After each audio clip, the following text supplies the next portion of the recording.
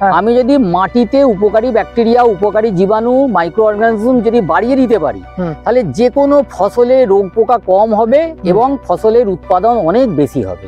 যদি আমি কোনো মাটিতে সাফিসিয়েন্ট মাত্রায় অণুজীব দিতে পারি, আচ্ছা, তাহলে 3 মাসের মধ্যে জমিকে রাসায়নিক মুক্ত করা সম্ভব এবং সেই চাষিরা দেখতে পাবে 6 মাসের মধ্যে তার জমিতে প্রাকৃতিকভাবে কেঁচো উঠে গেছে।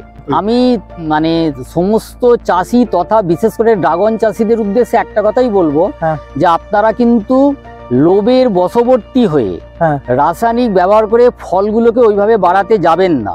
ড্রাগন চাষি ভাইদের বলবো যে তারা যদি আমাদের সঙ্গে যোগাযোগ করে অন্তত এই ন্যাচারাল উপায়ে যদি তাদের ড্রাগনটাকে বাড়ানোর চেষ্টা করে, তাহলে কি হবে, ফলটা যেমন বাড়লো, রাসায়নিকের সঙ্গে সমপর্যায়ে কম্পিটিশন করার মতো শুধু নয়, রাসায়নিকের চেয়ে ভালো প্রোডাকশন দেওয়ারও ক্ষমতা আছে যদি উপযুক্ত জৈব সার, জৈব কীটনাশক এবং মাইক্রো অর্গানিজম বা প্রোবায়োটিক ব্যবহার করে। জয় হিন্দ বন্ধুরা, কেমন আছেন সবাই? আশা করি সবাই অনেক অনেক ভালো আছেন। বর্তমানে আজকে আমরা অবস্থান করছি হাওড়া জেলাতে শ্যামপুরে। এইখানে বিভিন্ন রকমের ইন্টিগ্রেটেড ফার্মিং করা হচ্ছে।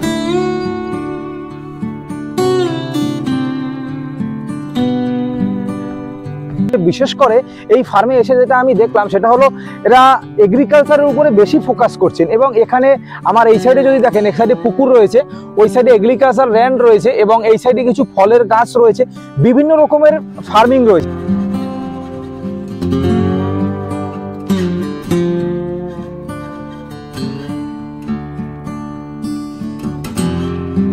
যারা ইন্টিগ্রেটেড ফার্মিং করতে চান, যারা চান আমার একটা সঠিক ইনফরমেশন দরকার যে আমি কিভাবে একটা সুন্দরভাবে ইন্টিগ্রেটেড ফার্মিং করতে পারবো। দেখুন, ইন্টিগ্রেটেড ফার্মিং বলতে কিন্তু আপনারা অনেক কিছু করতে পারেন। ইন্টিগ্রেটেড ফার্মিং এর ভিতরে অনেক কিছু রয়েছে। সব বিষয়ের উপরে আজকে আমরা আলোচনা করব এবং আপনাদেরকে একটা সঠিক তথ্য তুলে ধরার চেষ্টা করব যে আপনারা একটা সুন্দরভাবে একটা ইন্টিগ্রেটেড ফার্মিং কি করে করতে পারবেন। নমস্কার স্যার। হ্যাঁ, নমস্কার। আচ্ছা, আমার যারা সাবস্ক্রাইবার রয়েছে বা আমার চ্যানেলে আপনাকে আমি প্রথম নিয়ে আসলাম, আপনার পরিচয়টা যদি আমার চ্যানেলের সাবস্ক্রাইবারদের বা ভিউয়ার্সদের যদি একটু দিতেন। আমার নাম অলোক কুমার নন্দী, আমার বাড়ি হুগলির তারকেশ্বরে। আমি এখন আছি মা বিশালক্ষী অর্গানিক অ্যাগ্রো ফার্ম, এটা হাওড়া শ্যামপুরে। আর আমি বর্তমানে যেটা করছি সেটা কেন্দ্রীয় এবং রাজ্য সরকারের পোলট্রি ফিশারির ওপর ট্রেনিং করাই, আর টোটাল এগ্রিকালচার তথা সাস্টেনেবল এগ্রিকালচারের ওপর আমি বিভিন্ন ছোট বড় ফার্মে পরামর্শদাতা বা কনসালটেন্ট হিসেবে কাজ করি। স্যার, আমার যেটা জানার, আপনার এই ফার্মে আমি আসলাম, এখানে কি আপনি কনসালটেন্সি হিসেবে রয়েছেন না আপনার এখানে নিজস্ব ফার্ম? এটা না, এটা আমি প্রথম যখন ঢুকি তখন আমি কনসালটেন্ট হিসেবেই ঢুকেছিলাম। আচ্ছা, এখন কিন্তু টোটাল দুজনে মিলে করছি, আমি বা আর একজন যে ব্যাঙ্গালোরে থাকে, ওরা দুজনে মিলে করছি। এখন আর আমি কনসালটেন্ট না, এখন এটা আমাদের এখন নিজস্ব, মানে নিজস্ব পার্টনারশিপেই চলছে আর কি। আচ্ছা, আপনারা এখানে যেহেতু ইন্টিগ্রেটেড ফার্মিং করছেন, কি কি ফার্মিং রয়েছে আপনাদের এখানে? দেখুন, আমাদের এখানে আছে অনেক কিছু আছে। যদি আমি এক এক করে বলি, আমাদের এখানে আছে থাই ভ্যারাইটি কাঠিমন আম আছে, আমাদের এখানে মাল্টা লেবু আছে, আমাদের এখানে G9 কলা আছে, আমাদের এখানে পুকুর ঘেরে যে চাষটা হয়, এই মুহূর্তে আমাদের মাচাগুলো নষ্ট হয়ে গেছে। পুকুর ঘেরে চাষের মধ্যে এখনো আপনি বিনস বা পটল এইগুলো কিছু পেয়ে যাবেন। আর এখানে দেখতে পাচ্ছি পুরো পুকুর রয়েছে, মাছও রয়েছে, এগ্রিকালচারের দিকটা এটা, আর এদিকে মুরগি রয়েছে পিছনে। এখানে আমাদের যেটা ফিশ ফার্মিং যেটা হয়েছে, অ্যাকচুয়ালি এই ফিশ ফার্মিংটা ঠিক আমাদের যে কমার্শিয়াল ফিশ ফার্মিং সেটা নয়। আচ্ছা, এটা অ্যাকচুয়ালি আমাদের হচ্ছে রিসার্চের জন্য আমাদের এই একটা দুটো তিনটে চারটে পুকুর আছে, যে পুকুরে আমরা বিভিন্ন ধরনের, মানে সে পাবদা থেকে আরম্ভ করে, গলদা চিংড়ি থেকে আরম্ভ করে, রুই কাতলা মৃগেল থেকে আরম্ভ করে, আমার থেকে আরম্ভ করে শিঙি মাগুর থেকে আরম্ভ করে, এইগুলো হচ্ছে মাছ চাষের দিকটা এইটা করি। এবং মাছ চাষের জন্য আমাদের একটা নির্দিষ্ট কিছু মডেল আছে যেটা আমাদের খুব সাকসেসফুল। এখানে আমার জানার বিষয় হচ্ছে, যেহেতু ইন্টিগ্রেটেড ফার্মিং করছেন, আচ্ছা, ইন্টিগ্রেটেড ফার্মিং এর সম্বন্ধে আমাকে একটু বোঝান তো, যে কোন কোন ধরনের ইন্টিগ্রেটেড ফার্মিং গুলো করা যেতে পারে, যেহেতু আপনি এর সাথে অনেকদিন ধরে যুক্ত রয়েছেন, নিজে এখানে তত্ত্বাবধানে নিজের প্রচেষ্টায় এখানে ইন্টিগ্রেটেড ফার্মিং করছেন। ইন্টিগ্রেটেড ফার্মিং এর তো বিভিন্ন পার্ট হয়, যেমন আমি মুরগি করলাম, মুরগির সাথে আমার কি কি করতে পারি, যে মাছ করলাম, মাছের সাথে কি কি করতে পারি, বা আমি এগ্রিকালচার ল্যান্ড করলাম, এর সাথে কিছু করতে পারি। এরকম দুটো তিনটি ইন্টিগ্রেটেড ফার্মিং করবেন, যেটা করলে আমার যারা ফার্মার ভাইরা রয়েছে তাদের বেশি প্রফিটেবল হতে পারে। দেখুন, একটা মানে যেটা আমাদের ওই ইংরাজি একটা কথা আছে, ইন্টিগ্রেটেড ফার্মিং। ফার্মিং মানে যদি আমি বাংলা করি সেটা হচ্ছে সমন্বিত কৃষি খামার।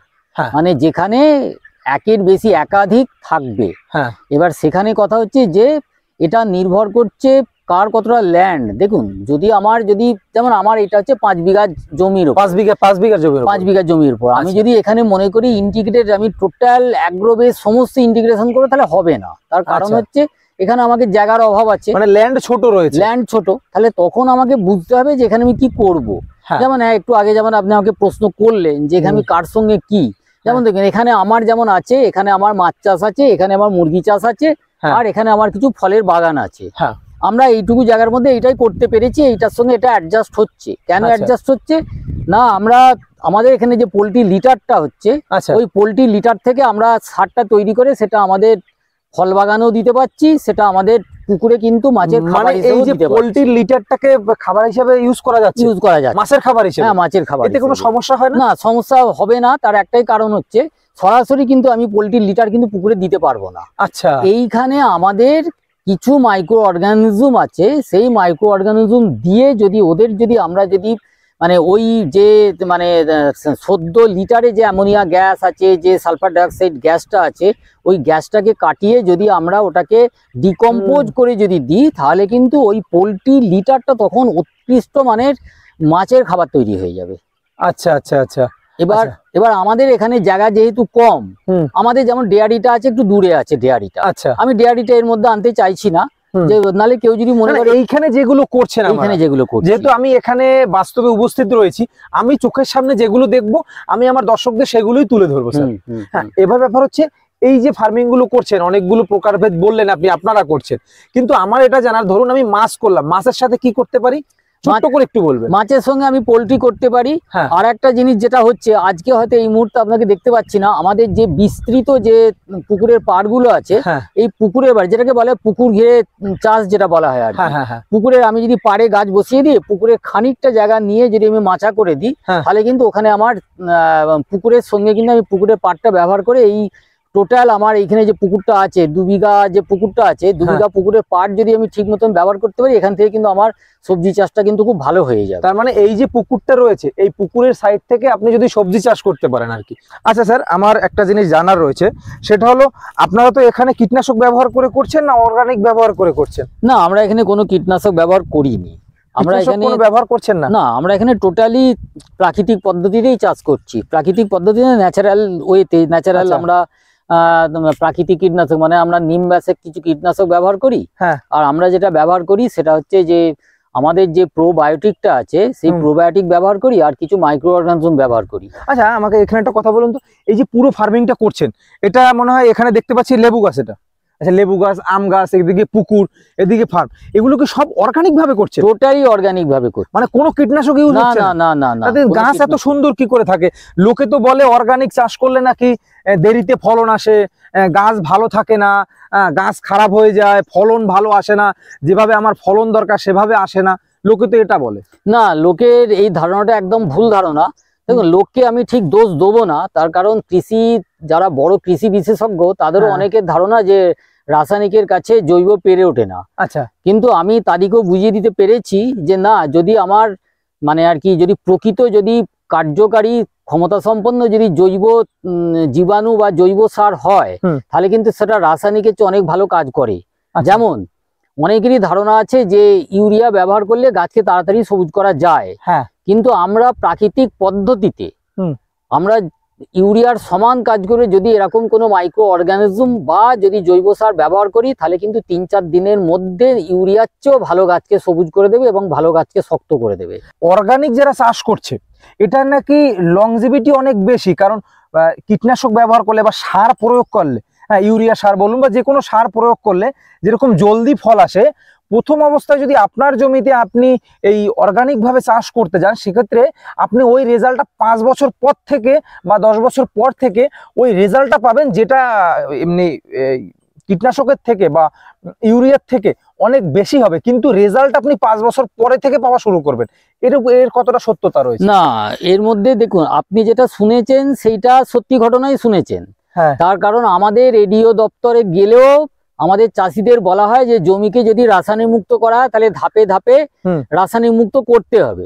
কিন্তু আমি এখানে সমস্ত মানে আপনার চ্যানেলের পক্ষ থেকে সমস্ত চাষি ভাইদের আমি খুব জোর দিয়ে বলতে চাইছি যে আমার 3 বছর অপেক্ষা করার কোনো প্রয়োজন নেই।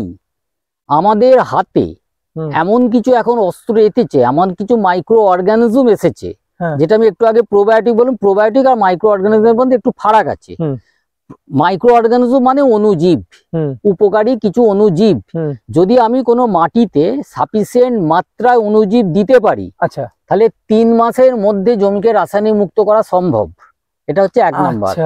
মানে সঠিক নিয়মটা জানতে হবে, সঠিক নিয়ম পদ্ধতিটা জানতে হবে, সঠিক পদ্ধতিটা জানতে হবে। এবং এটাও বলে দিচ্ছি যে আমার 3 বছর অপেক্ষা করার দরকার নেই, 3 মাসের মধ্যে রাসায়নিক মুক্ত হবে এবং সেই চাষিরা দেখতে পাবে 6 মাসের মধ্যে তার জমিতে প্রাকৃতিক ভাবে কেঁচো উঠে গেছে।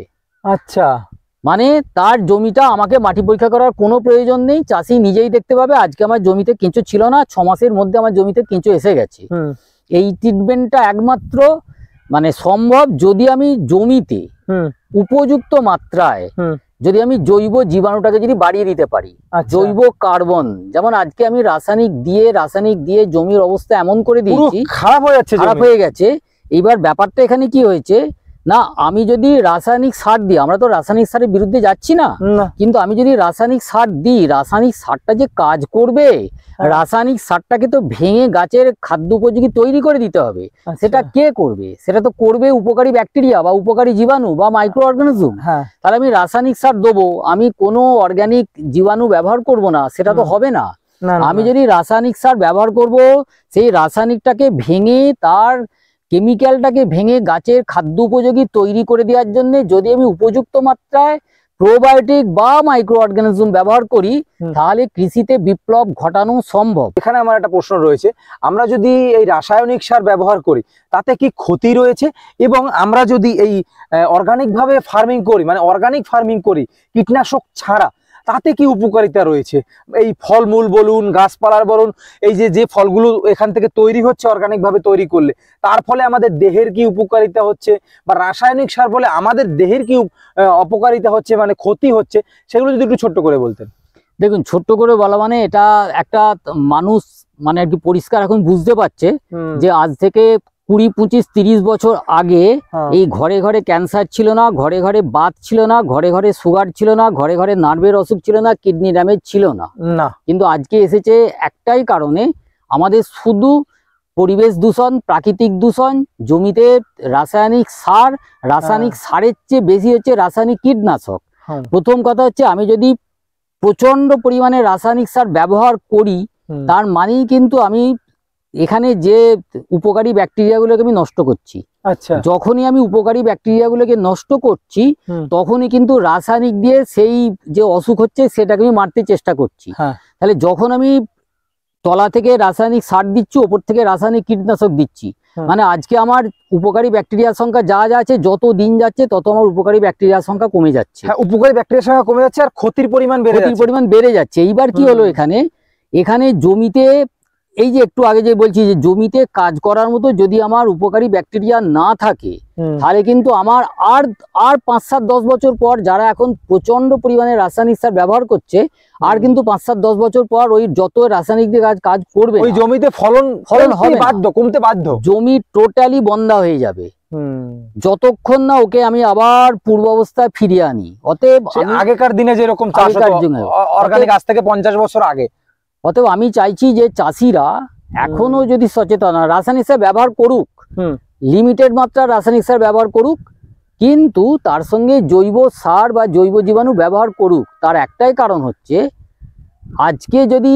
একটা মানুষ যদি মনে করে যে আমি সকাল দুপুর সন্ধে খাসির মাংস খাবো, সে জানে যে আমি যদি সকাল দুপুর সন্ধে দিনের পর দিন খাসির মাংস খেয়ে যাই, তাহলে কিন্তু আমার শরীর নিতে পারবে না। এটা কিন্তু চাষি নয়, যে কোনো মানুষ জানে। একটু দেখুন এখানে আমার অর্গানিক উপায়ে যে ফল চাষ হয়েছে, এই যে দেখুন দর্শক বন্ধুরা, স্যার কিন্তু নিজের হাতে খুলছেন যে এখানে। স্যার এটা কি ফল রয়েছে? এটা লেবু, মালটা লেবু। মালটা লেবু, দেখুন বন্ধুরা, মালটা লেবুর সাইজটা একটু দেখুন আপনারা। স্যার এইটার বয়স কতদিন হলো?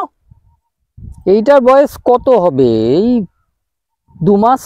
2 মাস হয়েছে, কিন্তু এত বড় সাইজ মালটা লেবু? হ্যাঁ, এটা আরেকটু বাড়বে।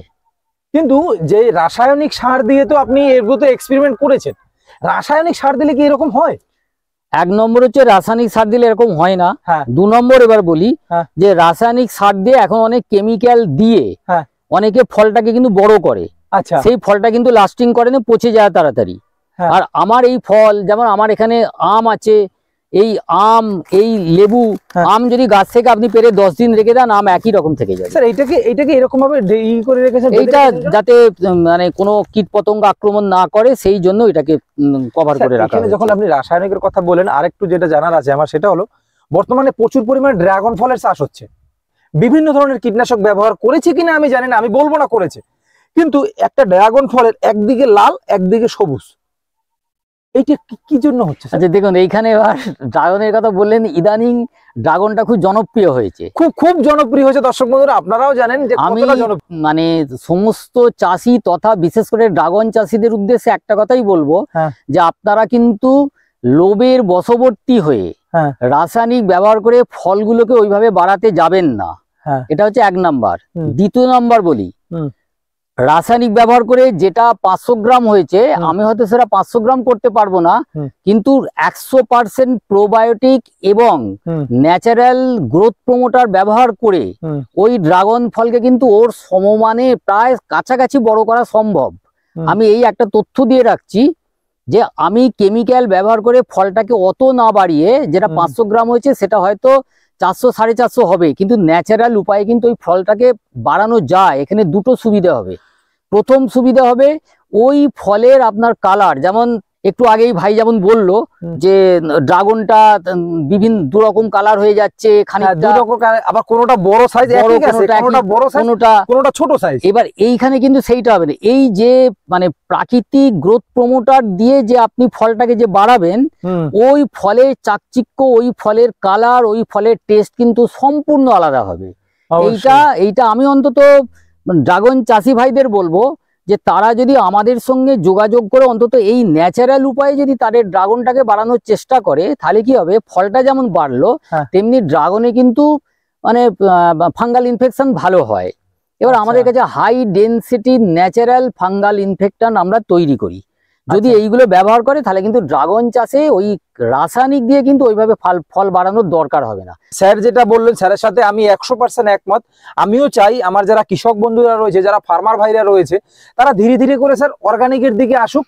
তারা বিভিন্ন ধরনের রাসায়নিক সার ব্যবহার না করে তারা বিভিন্ন ধরনের খাদ ব্যবহার করুক, বা কোনো অর্গানিক প্রোবায়োটিক ব্যবহার করুক, বা কোনো অর্গানিক তারা কেমিক্যাল তৈরি করুক। বিভিন্ন ঔষধি গাছ রয়েছে, কারণ ওখান থেকেই তো কেমিক্যাল গুলো তৈরি হয়, তারা ওই অর্গানিকটাকে ইউজ করুক। একদম নিশ্চিত আমি প্রত্যেককে বলবো, প্রত্যেকের ধারণা আছে যে রাসায়নিকের বিকল্প নাকি অর্গানিক হতে পারে না। আমি একটা কথা বলছি, আমি হয়তো অর্গানিকটা আজকে রাসায়নিকের সমপরিমাণ দিতে পারবো না, তার কারণ আমাদের হাতে সেই ক্যাপাসিটি নেই।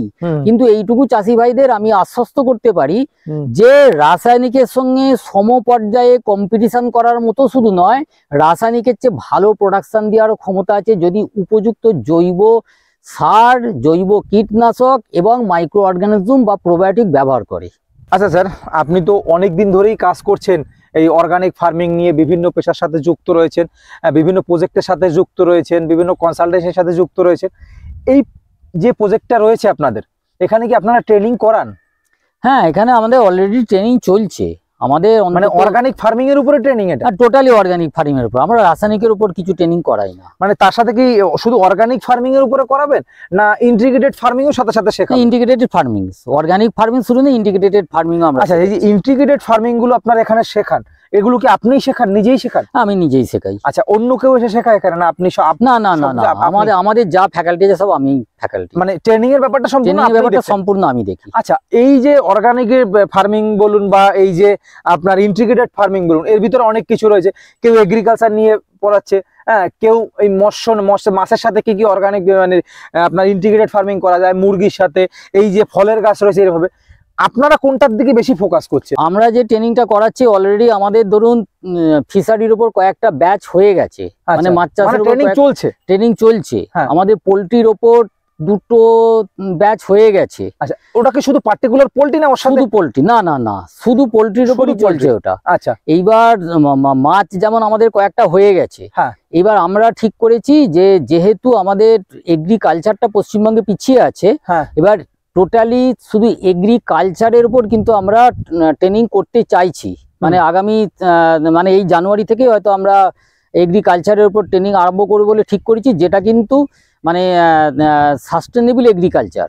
মানে আমরা রাসায়নিককে ঠিক বন্ধ করতে চাইছি না, রাসায়নিক করুক, কিন্তু রাসায়নিকের সঙ্গে ব্যালেন্স করে কিভাবে মানে চাষটাকে টিকিয়ে রাখা যায়। আজকে চাষিরা যে জমির ক্ষতি না হয় তার কারণ হচ্ছে, দেখুন অ্যাকচুয়ালি আমি প্রায় আজকে 14-15 বছর গভর্নমেন্ট ট্রেনিং সেন্টারের সঙ্গে জড়িয়ে আছি। এবার গভর্নমেন্ট ট্রেনিং সেন্টারে ট্রেনিং করতে হচ্ছে, কিন্তু আমি নিজে দেখেছি যে ওই ট্রেনিংটা করিয়ে আমি অন্তত ঠিক খুশি নই। সেই জন্যেই কিন্তু আমাদের উদ্দেশ্য হচ্ছে যে আমরা এমন একটা ট্রেনিং এর মডেল তৈরি করব, যে ট্রেনিং এর মডেলটা আমরা স্বল্প সময়ে, সবচেয়ে কম সময়ের মধ্যে সবচেয়ে ভালো কি করে শিক্ষা দেওয়া যায়। রাজ্যের সমস্ত জনসাধারণকে বলছি, আমাদের এই ট্রেনিং সেন্টারটি অ্যাকচুয়ালি ট্রেনিং সেন্টার মানে আমরা এখানে এমন একটা মডেল ট্রেনিং সেন্টার চালু করেছি বা করতে চলেছি, যেটা এই ব্যাপারে যারা আগ্রহী, যারা চাষ নিয়ে কাজ করতে চায়, সেটা চাষ মানে আমি শুধু কিন্তু আম বা লেবুর কথা বলছি না, মানে এগ্রিকালচারে বিভিন্ন চাষ হতে পারে। সে যদি মনে করে আমি ধান চাষ করবো, গম চাষ করব, বিশেষ করে আমি জায়গায় জায়গায় বলছি আজকের দিনেও আমাদেরকে বেগুন কিনে খেতে হচ্ছে 60 টাকা কেজি। তার একটাই কারণ হচ্ছে চাষিরা বেগুন করতে পারছে না পোকার অত্যাচারের জন্য। বেগুনের পোকাটা সব থেকে বেশি, বেগুনের পোকা। ওই জন্য আমি বলতে চাইছি আমরা এমন এগ্রিকালচারের মডেল ট্রেনিং সেন্টার ট্রেনিং করতে চাইছি, যেখানে যদি কেউ মনে করে আমি বেগুন করব, সে বেগুনটাই শিখে যাক, যে বেগুনটা কি করে রোগমুক্ত বেগুন করা সম্ভব। এবং আমি প্রত্যেককে, যারা বেগুন চাষি আগে চাষ করতো, এখন যারা সমস্যায় আছে, আমি প্রত্যেককে বলবো আপনারা বেগুন চাষ দুদিনের জন্য শিখে যাবেন। দুদিনের জন্য শিখে যে দেখবেন যে আপনাদের বেগুনে প্রথম ফলন থেকে আপনার বেগুনের পোকা কমবে। মানে আপনারা বলতে চাইছেন যে এগ্রিকালচারে আপনি যে কোনো কিছু করতে পারেন, যে কোনো কিছু করুন, কিন্তু সেটাকে যদি অর্গানিক ভাবে আপনি রাসায়নিকের সাথে সাথে এটাকে ব্যালেন্স করে আপনি কিভাবে অধিক ফলন পেতে পারেন। যদি আপনার এখন 1 বিঘা জায়গাতে ইনকাম হয় 1 লাখ টাকা, আমি তরকারি খাতিলে ধরলাম আর কি, বেশি হতে পারে কম হতে পারে, আমি ওই দিকে যাচ্ছি না, সেটাকে আপনারা কি করে 2 লাখ 2.5 লাখ 3 লাখ করতে পারেন, মানে 2-3 গুণ করতে পারেন। একদম ঠিক, সেটাই আপনারা শেখাচ্ছেন। এক্ষেত্রে ইনি যে বললেন যে 1 লাখ টাকার জায়গায় 1.5-2 লাখ, দেখুন 1 লাখ টাকার জায়গায় 1.5-2 লাখ আরো বেশি হওয়া সম্ভব। তার একটাই কারণ হচ্ছে আজকে আমি যে বেগুনটা প্রচুর পরিমাণে রাসায়নিক কীটনাশক ব্যবহার করে একটা ড্রাম, চাষিরা বলে তাদের 1 ড্রাম 15 লিটার জল তৈরি করতে 150, 200, 250 টাকা খরচ পড়ছে। তাহলে আমি যখন এবেলা ওবেলা কখনো প্রত্যেক দিন যখন তাকে কীটনাশক দিয়ে ডুবিয়ে দিচ্ছি, তারপরও কি হচ্ছে না 100 কেজি বেগুনের ভেতর 70 কেজি ভালো হচ্ছে, 60 কেজি ভালো হচ্ছে, বাকিটা পোকা ধরে যাচ্ছে। আমি একদম সত্যিকারের হিসাবে বলতে পারি যে 1 লক্ষটা 2 লক্ষ টাকা ইনকাম হওয়া সম্ভব একটাই কারণে, যে ওই পরিমাণ কীটনাশকের খরচ হবে না। 1 নম্বর হচ্ছে কীটনাশকের খরচ কমে যাবে। 2 নম্বর হচ্ছে ওই যে 30-40 কেজি পোকা হচ্ছে, ওই 30-40 কেজি পোকা হবে না। 3 নাম্বার হচ্ছে ওই বেগুনটার যা কোয়ালিটি আর এই বেগুনটার যা কোয়ালিটি, মানে আমি বাজার থেকে বেগুন কিনে দেখেছি, বেগুন সিদ্ধ করলে ভালো সিদ্ধ হচ্ছে না। বন্ধুরা, এটা কিন্তু বেগুনের শুধু এক্সাম্পল দেওয়া হচ্ছে। আপনারা চাইলে যে কোনো করতে পারেন, কিন্তু যদি সঠিকভাবে সেটাকে করতে পারেন স্যার, তাহলে পরে দ্বিগুণ লাভ পাওয়া যেতে পারে। একদম, আমি শুধু বেগুনের উদাহরণ দিলাম। এবার সেটা করলা হতে পারে, পটল হতে পারে, সেটা লঙ্কার কোঁকড়ানো রোগ হতে পারে, সমস্ত কিছুই। যদি আমি ধান চাষের উপরে সমস্ত কিছু, যদি আমি সয়েল হেলথ ম্যানেজমেন্ট, আমি যদি মাটিতে উপকারী ব্যাকটেরিয়া, উপকারী জীবাণু, মাইক্রো অর্গানিজম যদি বাড়িয়ে দিতে পারি, তাহলে যে কোনো ফসলে রোগ পোকা কম হবে এবং ফসলের উৎপাদন অনেক বেশি হবে। আচ্ছা দর্শক বন্ধুরা, আপনারা স্যারের কাছ থেকে পুরো ডিটেলসেই শুনলেন। স্যারের আরো অনেক ভিডিও আসবে এই ইন্টিগ্রেটেড ফার্মিং এর উপরে, এগ্রিকালচারের উপরে, ফিশারির উপরে বা মুরগির উপরে অনেক ভিডিও আসবে, তাই চ্যানেলের সাথে অবশ্যই থাকবেন। আশা করি আপনাদেরকে একটা সঠিক ইনফরমেশন দিতে পেরেছি। আর আপনারা যদি চান কৃষিতে উন্নতি করতে, তাহলে কিন্তু আপনাদের অর্গানিক ভাবে আসতে হবে। স্যারও বলছে না যে রাসায়নিক বন্ধ করুন, আমিও বলছি না যে রাসায়নিক বন্ধ করুন। আপনারা ধীরে ধীরে করে কমিয়ে আনুন, একবারে বন্ধ করবেন না, কারণ কোনো কিছু স্যার একবারে বন্ধ করতে গেলে সেটার সাইড এফেক্ট আরো বেশি হয়। ধীরে ধীরে করে কমিয়ে আনুন আর অধিক ফলন আনুন। যারা বলে যে কৃষিতে লাভ হয় না, কৃষিতে লাভ হয় না, সেটা কিন্তু আসলে আপনি এই যে ফার্মটা রয়েছে, এই ফার্মে আসলে দেখতে পারবেন যে এখানে কত সুন্দর হয়েছে। এই যে পিছনে আম গাছগুলো দেখতে পাচ্ছেন, এখানে কিন্তু এত বড় বড় সাইজের আম হয়েছিল, এখন যদিও নেই, কিছু মুকুল আবার এসছে, আবার যখন আম আসবে আপনাদেরকে অবশ্যই দেখাবো। যাই হোক দর্শক বন্ধুরা, কথাটা বেশি বাড়াবো না, ভালো থাকবেন সবাই, দেখা হবে কোনো নতুন ভিডিওতে, কোনো নতুন ফার্মিং নিয়ে, কোনো নতুন খামারের সাথে। আমাদের প্রতিবেদনটি যদি আপনাদের ভালো লেগে থাকে তাহলে প্লিজ চ্যানেলটি সাবস্ক্রাইব করে পাশে থাকবেন।